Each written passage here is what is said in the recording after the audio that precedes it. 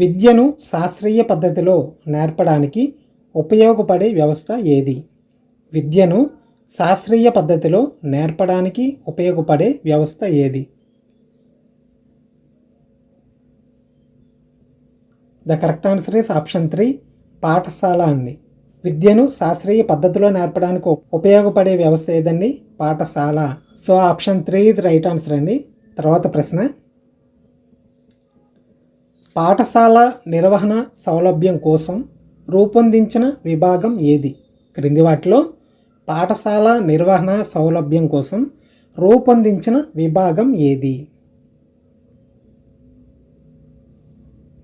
The right answer is option 4 తరగతి గది right answer అండి.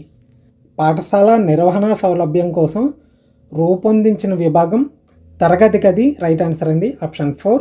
తర్వాత ప్రశ్న, సైకాలజీ